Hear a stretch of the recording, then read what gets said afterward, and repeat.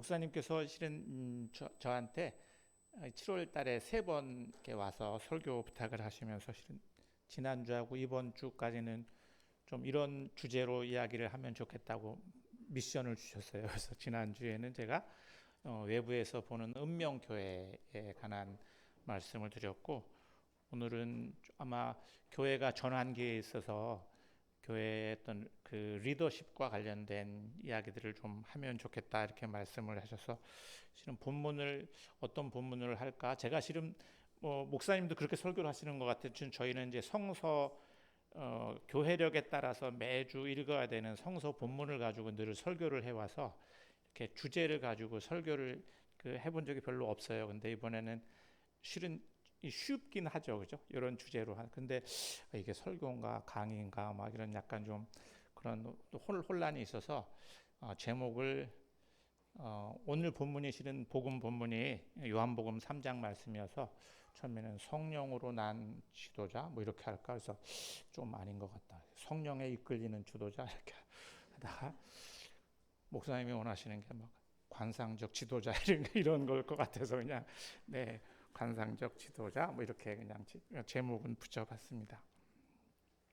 지난 주일 저는 실은 많은 사람들이 한국 교회가 위기라고 얘기를 하니까 한국 교회가 정말 위기인가 이렇게 생각을 해보면 실은 역사적으로 교회가 늘 이렇게 건강했던 적은 많지 않은 것 같습니다.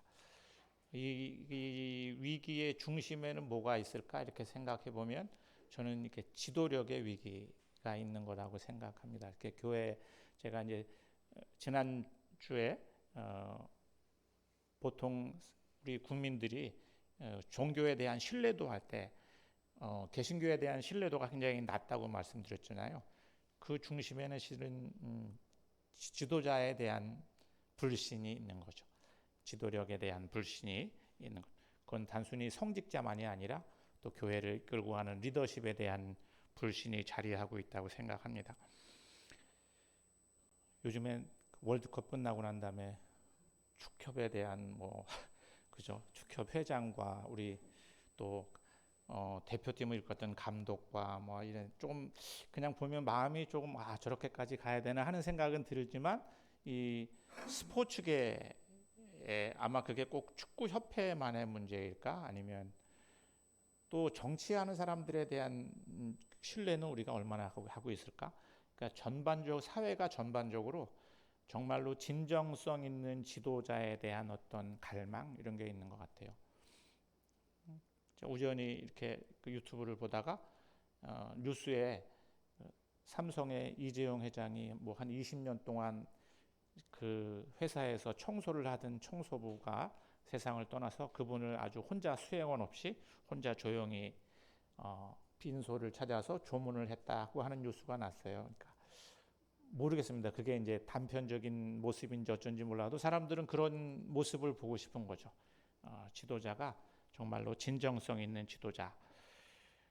아마 로마 가톨릭 교회가 요즘에 청년들에게 새로운 호감을 받는 이유도 아마 세상을 지금 이제 고만두신 프란스 교종, 그리고 또 새롭게 또 교황이 되신 레오 15세입니까 지금? 네. 그런 종교를 대표하는 어떤 지도자가 사람들에게 건강한 모습을 보이면 교회에 대한 새로운 소망을 갖게 되는 게 아닐까?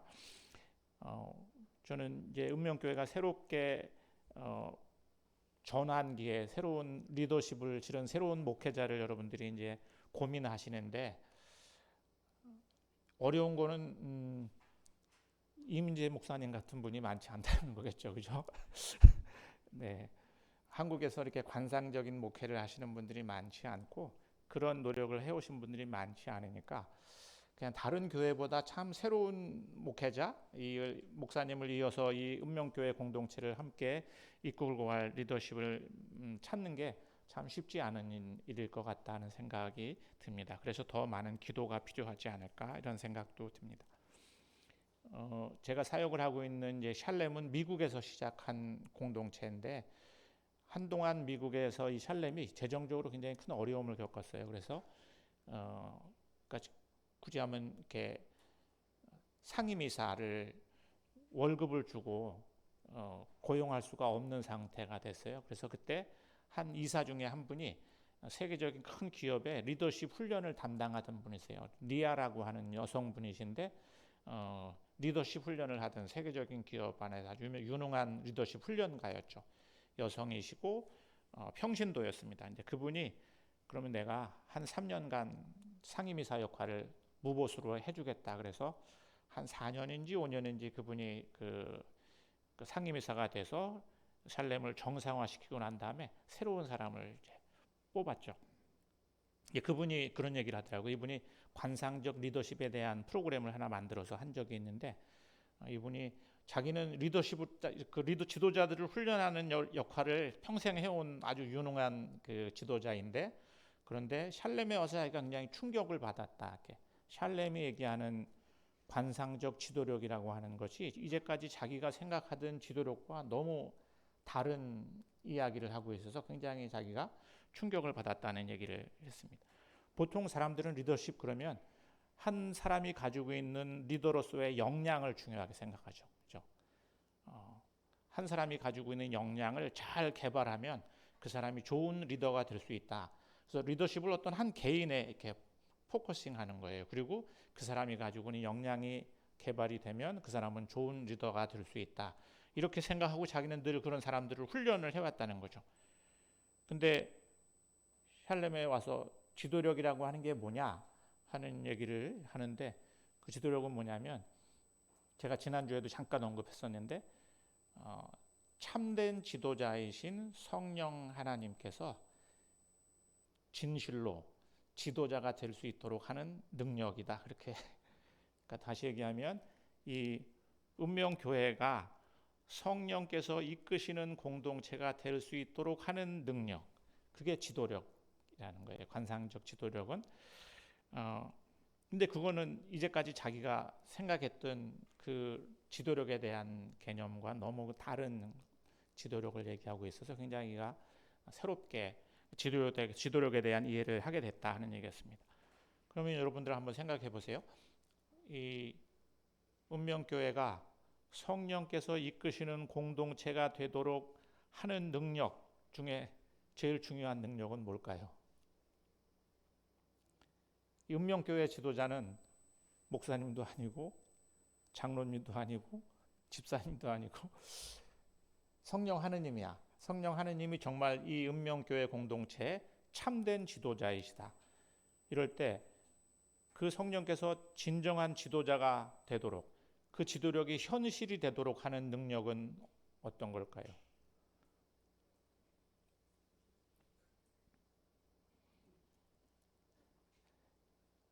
운명교회 안에서 지금 성령께서 어떻게 일하시고 있지 하는 것을 잘 분별하고 살피는 능력이겠죠.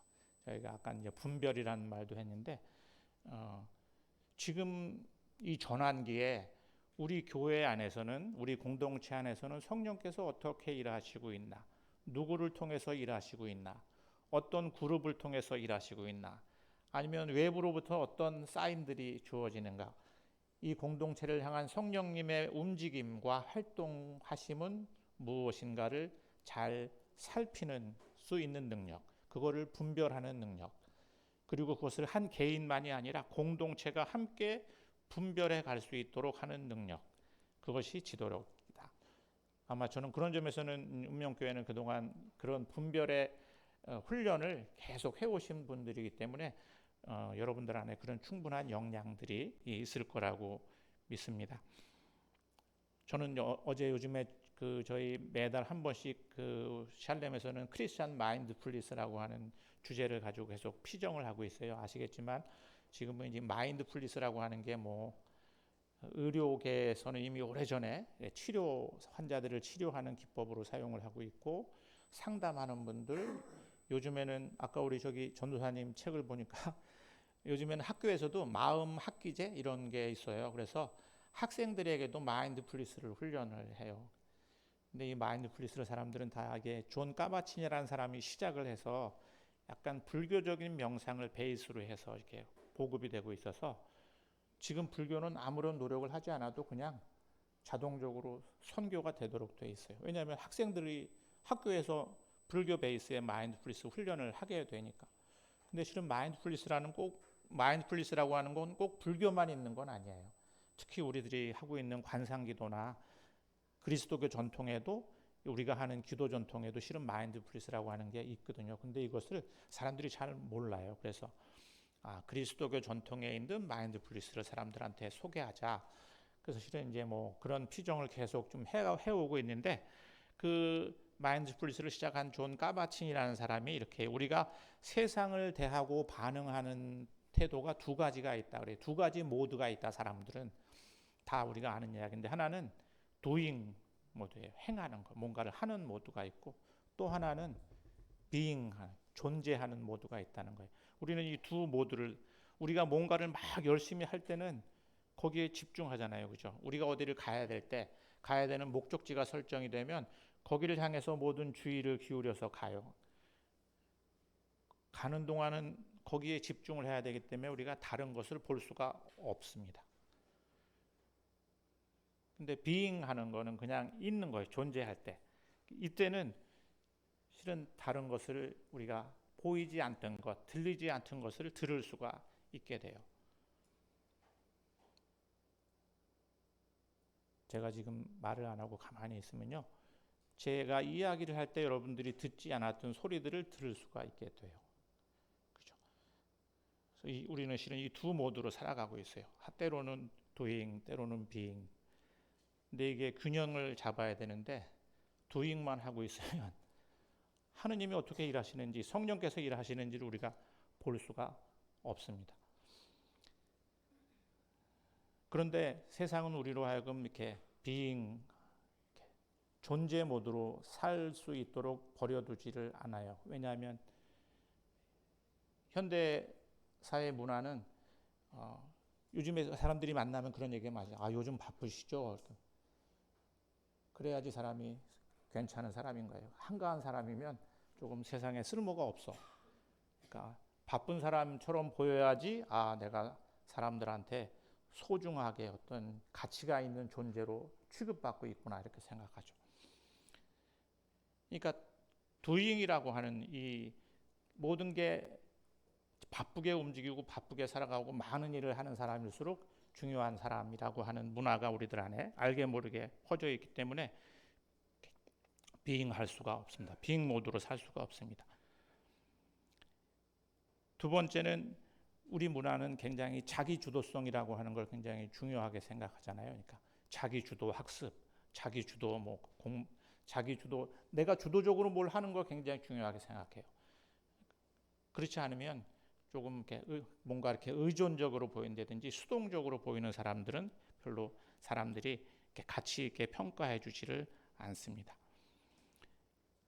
그 샬렘에서는 이제 그 틸든 에드워드라고 하는 설립자 있지만, 또 한 분 아주 샬렘의 중요한 기초를 놓으신 분이 제럴드 메이라고 하는 이렇게 감리교 의사, 정신과 의사 선생님이세요. 근데 그분은 무슨 얘기냐면, 그분은 우리 삶에, 아까 제가 being하고 doing 얘기를 했는데, 이분은 willfulness, willingness 이렇게 구분해서 우리 안에 자기 willingness는 willfulness는 자기 의도로 가득 찬 상태예요. 그러니까 내 의지로 가득한, willful이니까 내 의도로 가득한 상태가 있고, willingness는 어떤 게 하나님의 뜻이지, 하나님의 뜻이 무엇인지에 따라서 기꺼이 거기에 내가 응답할 수 있는, 하려고 하는 의도. 그래서 저희는 그거를 이제 하나는 주도적 의지, 하나는 순종적 의지, 그렇게 우리의 의지가 두 가지 의지가 있다는 거죠.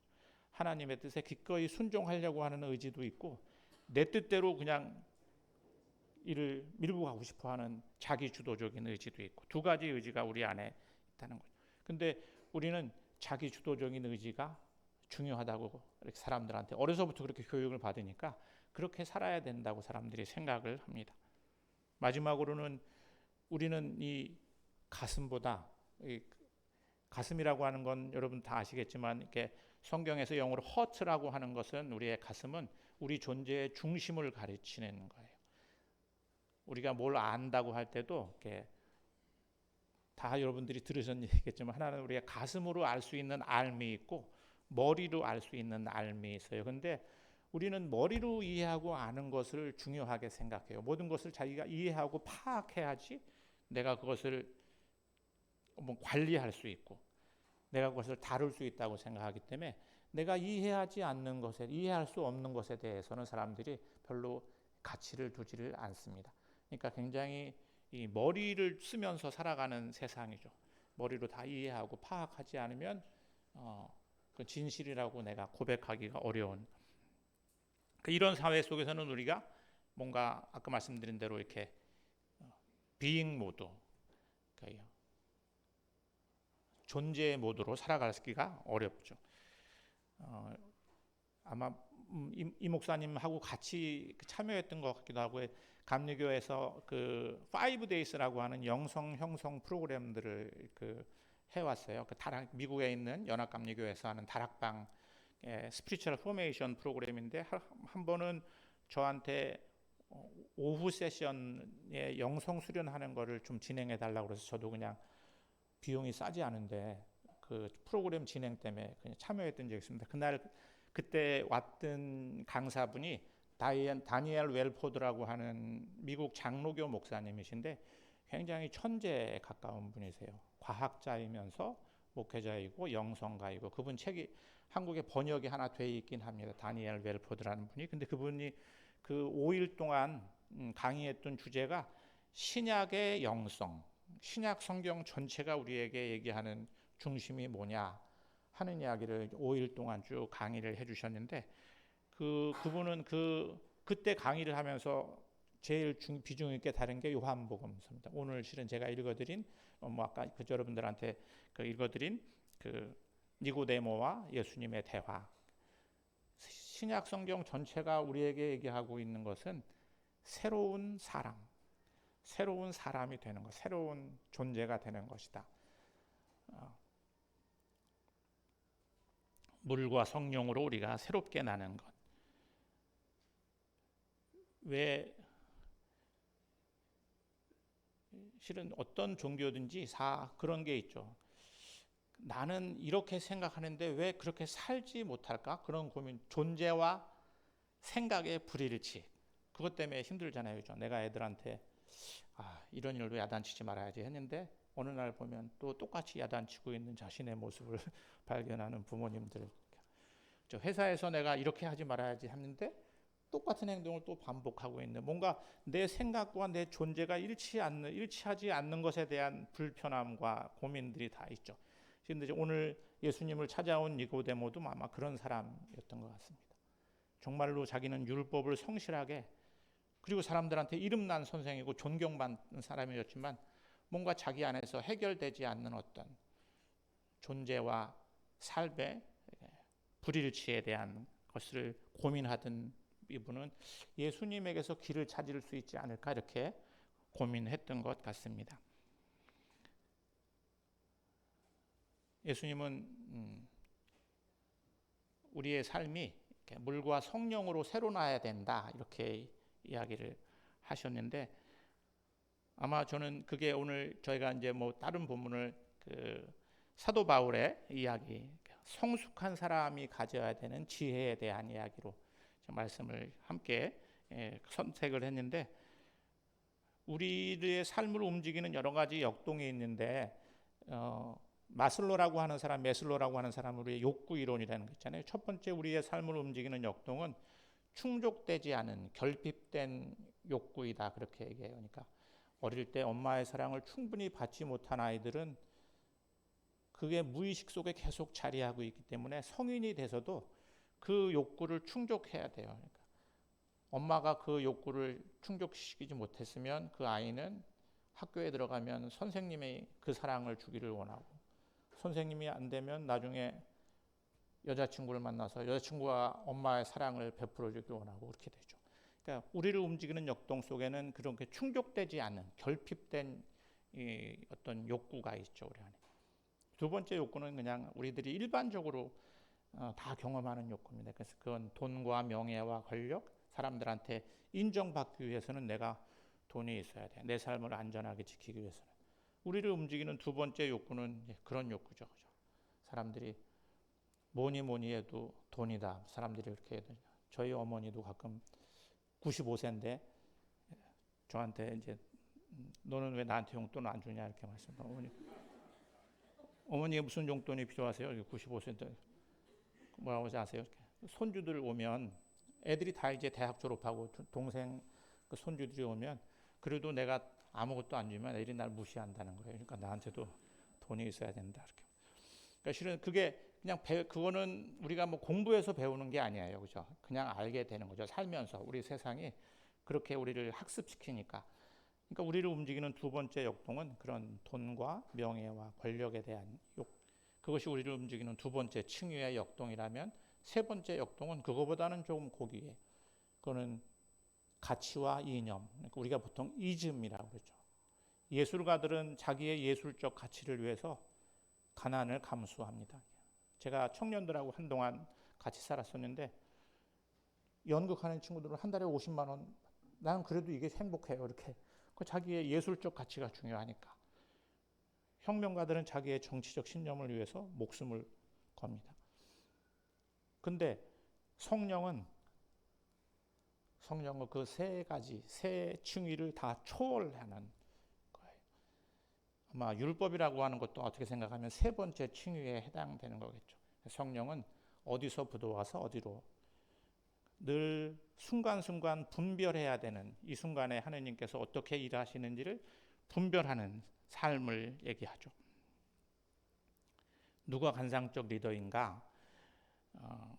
샬렘에서 실은 이 관상적 지도력이라고 하는 주제를 가지고 저희들이 이제 훈련을 하는데, 첫 번째는 샬렘에서 정의하는 건 이렇습니다. 하나는 모름의 태도, 내가 모른다고 하는 것을 아는 것.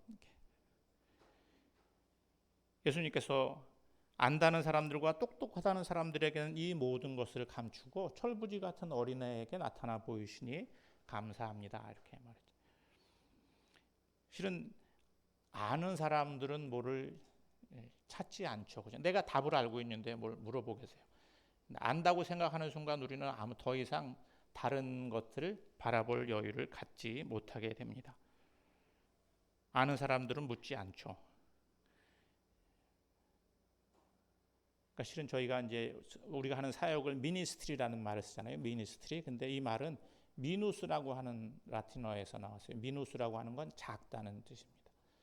내가 하는 역할이 작고 성령께서 하시는 역할이 커져야 되는, 그게 사역이라는 거예요.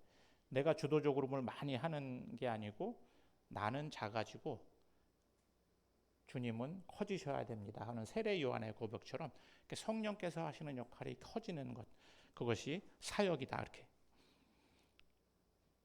모름의 태도를 갖는 것이, 모른다고 생각하지 않으면 생각을 없애라는 건 아닙니다. 내 생각을 좀 내려놓고 다른 거를 바라볼 수 있어야 된다. 두 번째는 분별하는 사람입니다. 분별하는 사람인데, 성경은 실은 이제 마음이 깨끗한 사람은 복이 있다. 그 사람들은 하느님을 보게 될 것이다 그렇잖아요. 그래서 실은 우리의 마음의 정화, 우리 마음이 하나님께서 거주하시는 곳이기 때문에 마음을 정화하는 것을 사막에 나간 교부들은 굉장히 중요하게 생각했죠. 그래서 뭐 그 마음을 정화하기 위한 여러 가지 시도들을 합니다. 뭐 그 에바그리우스라는 사람들은 8가지 악한 생각들이 기도 중에 들어오는데 그걸 우리가 어떻게 처리해야 되는지 하는 것에 대한 이야기도 하고, 또 악한 생각들과 우리가 어떻게 싸워야지, 어떤 말씀을 가지고 싸워야 되는지에 대한 이야기도 하고, 그래서 도달하려고 하는 것은 이렇게 아파테이아라고 하는데 그 무정념이라는 말로 번역을 해요. 그건 어디에 집착하지 않는 마음이죠. 악한 생각들에 휘둘리지 않는 깨끗한 마음이 될 때 우리는 비로소 하느님께서 일하심을 볼 수 있다, 그렇게 얘기합니다. 아까 목사님 말씀하시지만 저희가 이제 이렇게 친구의 안에서 분별 모임을 하면 그 분별 모임이 그런 모임이에요. 그러니까 자기 속 깊은 고민을 누구한테 이야기할 수 없는 걸 와서 나누고, 나는 이 상황과 이 현실에서 어떻게 하나님의 뜻을 찾아야 될지 모르겠어. 그렇게 얘기하면 같이 있는 동료들이 계속 이렇게 물어봐 주죠. 이렇게 내가 하나님 뜻을 잘 분별할 수 있도록 도와주는 역할들을 합니다. 저희가 목회자 훈련할 때 그걸 제일 중요하게 생각해요. 그래서 지금 당신이 사역을 하고 있는 공동체 안에서 성령께서 어떻게 일하시고 있는 것 같습니까? 이렇게 매달 모이면 그거를 가지고 와서 나눠요. 그러면 다른 사람들이 그걸 이렇게 분별할 수 있도록 도와주죠. 마지막으로 그러면 분별하면 끝나나? 실은 이제 마지막으로 진정한 관상적 지도자는 진정성과 협력적인 어떤 태도를 가지고 있는 사람들이다 이렇게 얘기합니다. 그러니까 저는 분별이라고 하는 건 갈망이 없으면 시작도 할 수 없죠. 왜냐하면 하나님의 뜻을 찾고 싶은 갈망이 없는 사람에게는 분별이라고 하는 게 실은 의미가 없어요. 그렇죠? 진정성이라고 하는 건 정말로 내가 하나님의 뜻을 찾고 싶어 하는가, 내가 정말 하나님을 갈망하는가 하는. 그리고 분별이 이루어지면 결국은 그 하나님의 움직임, 성령 하나님의 움직임에 내가 협력하고 참여하는 거죠. 그래서 실제로 성령께서 일하실 수 있도록, 성령 혼자서 일하실 수 없어요. 성령님은 우리를 필요로 하세요. 우리의 참여와 우리의 협력을 필요로 하시죠. 그게 우리의 몫이죠. 우리가 같이 하나님께서 일하실 수 있도록 협력하지 않으면 하나님은 일하실 수 없습니다. 그래서 실은 관상적 지도자는 이렇게 진정성과 성령 하나님의 일하심에 기꺼이 협력하려고 하는 의지를 가지고 있는 사람이다 그렇게 얘기합니다.